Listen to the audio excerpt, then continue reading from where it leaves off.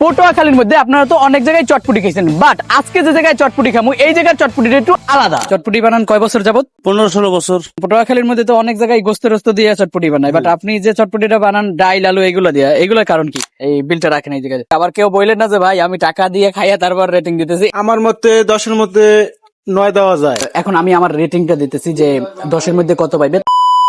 পটুয়াখালীর মধ্যে আপনারা তো অনেক জায়গায় চটপুটি খাইছেন, বাট আজকে যে জায়গায় চটপুটি খামু এই জায়গার চটপুটিটা একটু আলাদা। আর আলাদা বলতে কেমন সেটা আপনারা ভিডিওতেই দেখতে পারবেন। তো আপনাদের আগে লোকেশনটা বলি। তো এখন আমি আছি পটুয়াখালীর চৌরাস্তা, আর এই চৌরাস্তা আমার বাম পাশে আছে স্টার রেস্টুরেন্ট, আর তারই ডান পাশে আছে সেই চটপুটির দোকান। তো চলেন যাওয়া যাক।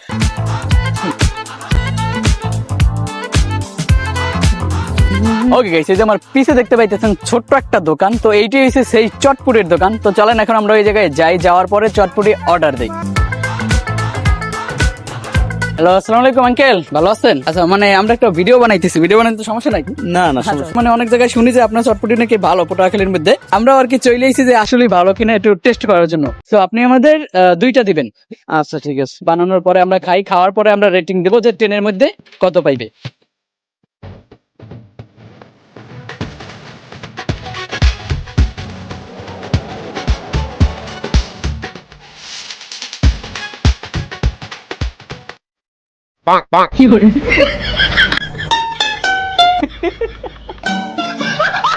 ওকে গাইস, তো ফাইনালি কিন্তু আমাদের মাঝে চটপুটি চলে আইছে। সো এই হইছে চটপুটি। আর এই চটপুটিটা কিন্তু অন্যান্য জায়গায় যেমন আপনার ডাইল দিয়ে এইভাবে চটপুটি বানায়, বাট ওইভাবে চটপুটি বানায় না। এই জায়গায় ডাইল দেয়, আলু দেয়, তারপরে যে ফুচকা দেয়, ডিম দেয়, মানে অন্যান্য জায়গার থেকে একটু আলাদা ভাবে বানায়, মানে ঢাকাই কোয়ালিটি। যেই কারণে এই জায়গার চটপুটিটা ভালো লাগে, আর এই জায়গায় চটপুটিটা খাইতে অনেক টেস্ট লাগে। ওকে, এই হচ্ছে টক।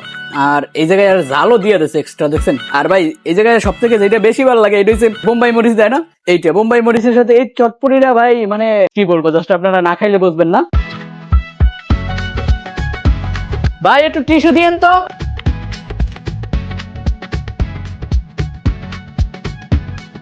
তো চলেন এখন আগে ওর রিভিউটা নিয়ে আনি যে 10-এর মধ্যে রেটিং কত দেবে।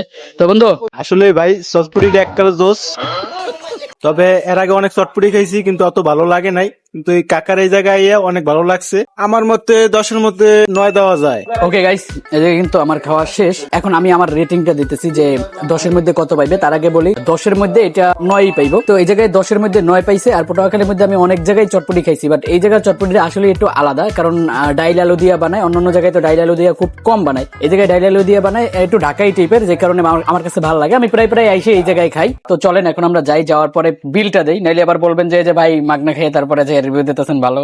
তো চলেন যাওয়া যাক। আঙ্কেল কত হয়েছে দুইটা? 80 টাকা। 80 টাকা। আচ্ছা, এই বিলটা রাখেন এই জায়গায়। ওকে গাইস, এই জায়গায় বিলটা আগে রাখেন।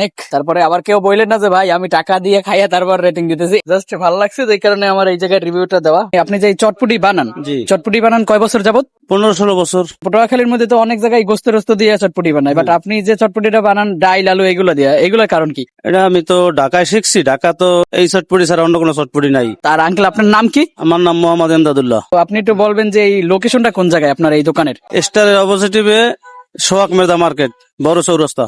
আচ্ছা, ধন্যবাদ।